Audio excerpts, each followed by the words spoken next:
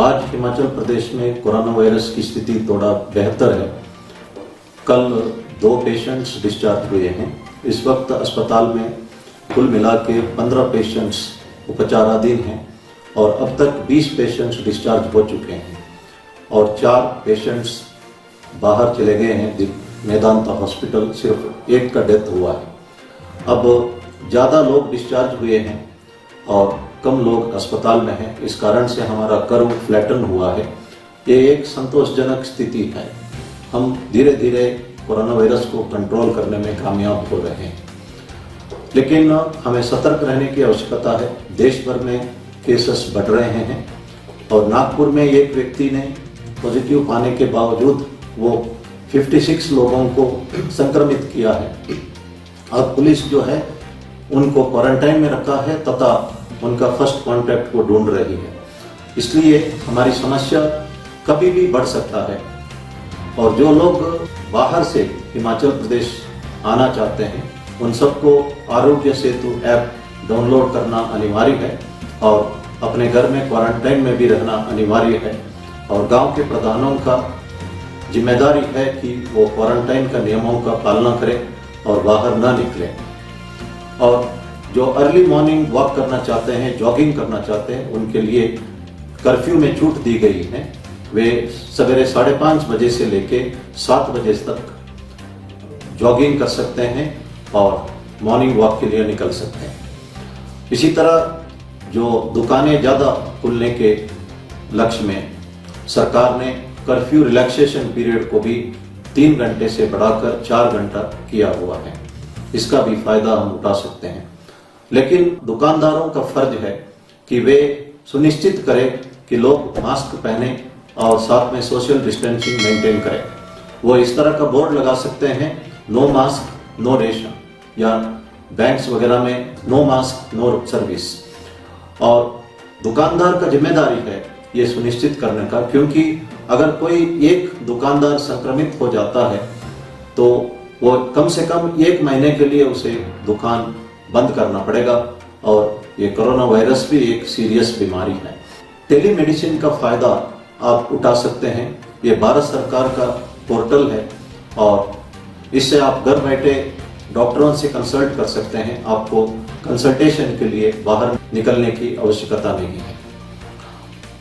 Police constables को हम कहते हैं या पुलिस एनजीओस को हम कहते हैं कि ड्यूटी पर डटे रहे, और साथ में हम लोगों को कहते हैं कि घर पे बैठे रहे। तो पुलिस वाले इस वक्त 1 महीने से कुछ भी छुट्टी नहीं लिया है और वो ड्यूटी पर हमेशा लगे रहे। और आज 82 बटालियन के लेडी कांस्टेबल्स जो वेरियस पोस्टर्स तैयार करके लोगों को जागरूक कर रहे हैं। एनसीसी और कुछ एनजीओस पुलिस के लिए काफ़ी मदद के लिए आगे आए हैं। मैं इनको तहे दिल से धन्यवाद करना चाहता हूँ। अगर आप नास्तिक है, आप एक्सरसाइज कर सकते हैं, म्यूजिक सुन सकते हैं, किताबें पढ़ सकते हैं और हेल्दी फूड खा के अपना सेहत मेंटेन कर सकते हैं, इम्यूनिटी बढ़ा सकते हैं और चैरिटी करके भी अपना इम्यूनिटी बढ़ा सकते हैं। चैरिटी करने से एक पॉजिटिव फीलिंग होता है। मैंने कल भी ये बात कही थी। अगर कोई आस्तिक है, भगवान पर विश्वास करते हैं, इन तमाम चीज करने के उपरांत भगवान के ऊपर पूर्ण भरोसा रख सकते हैं। भगवान का भरोसा जो है ये एक पेन किलर का काम हमें कर सकता है। मैंने कल कहा था, pain is inevitable, suffering is optional. जो कष्ट सबको आते रहता है, लेकिन कष्ट झेलना जो है वो हमारा मर्जी से होता है। इसके लिए सबसे आसान तरीका भगवान के ऊपर विश्वास रखना। हम एक प्रार्थना करते हैं, त्वमेव माता च पिता त्वमेव, त्वमेव बंधु सखा त्वमेव, त्वमेव विद्या द्रविणम त्वमेव, त्वमेव सर्वम मम देव देव। इसका मतलब हम कहते हैं कि भगवान तुम्ही मेरी माता पिता बंधु सखा हो और मेरी जो विद्या है या धन दौलत सब तुम्हारा ही देन है। मैं पूर्ण रूप से तुम्हारे लिए सरेंडर्ड हूँ और मेरी देखभाल करो। ये बहुत अच्छा एक प्रेयर है।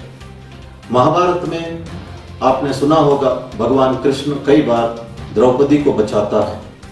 एक घटना मैं जिक्र करना चाहता हूँ। जब भीष्म ने एक प्रतिज्ञा ली थी कि कल सूर्यास्त के पहले मैं अर्जुन का वध करूंगा। भीष्म पितामह अपना प्रतिज्ञा के लिए बहुत मशहूर है। द्रौपदी कृष्ण को याद करती है। भगवान कृष्ण के कहने पर द्रौपदी भीष्म पितामह के टेंट पर जाती है और जब वो टहलते हैं शाम के वक्त और जैसे ही मुड़ते हैं तो एकदम वो उनके पैर पे गिरती है और पाद नमस्कार करती है। भीष्म पितामह को पता नहीं है, एकदम उन्होंने आशीर्वाद दिया और कहा दीर्घ सुमंगली भव। इसका मतलब भीष्म पितामह ने अर्जुन को आशीर्वाद दिया कि वो लंबे अरसे तक जीते रहे। जैसे ही द्रौपदी उठ गई, भीष्म पितामह ने देखा ये द्रौपदी है। फिर उन्होंने कहा कि ये उपाय सिर्फ वासुदेव कृष्ण ही दे सकता है। इतने में भगवान कृष्ण द्रौपदी का चप्पल हाथ में लिए हुए पीछे पीछे आते हैं, क्योंकि भगवान कृष्ण ने कहा है कि ये चप्पल मुझे दे दो, नहीं तो आवाज आ जाएगा, भीष्म को पता लगेगा। और कृष्ण को देख के भीष्म पितामह कहते हैं कि हे वासुदेव कृष्ण, मैंने कभी नहीं सोचा था कि एक भक्त के लिए आप भक्त का चप्पल उठाने के लिए भी तैयार हो जाते हैं। उन्होंने ये भी कहा कि जब सच्चिदानंद ब्रह्मन वासुदेव कृष्ण किसी को रक्षा करता है, भीष्म पितामह क्या, दुनिया का कोई ताकत उसका कुछ नहीं बिगाड़ सकता। इसलिए भगवान कृष्ण भगवत गीता में कहते हैं अनन्यश्चिन्तयन्तो माय जनाव पर्युपासिते तेषां नित्याभियुक्तानां योगक्षेमं वहाम्यहम्। आप सारी चिंता मेरे ऊपर छोड़ दो, मैं सब कुछ जानता हूं और मैं आपको पूर्ण रूप से रक्षा करूंगा और आपका देखभाल करूंगा। ये भगवान ने स्वयं ये बातें कही है। इसलिए हम पूर्ण रूप से भगवान पर भरोसा करें। हमारे से जो कुछ हो सकता है नियमों का पालन करना वो हम करें। और ये कष्ट झेलने का एक आसान तरीका है।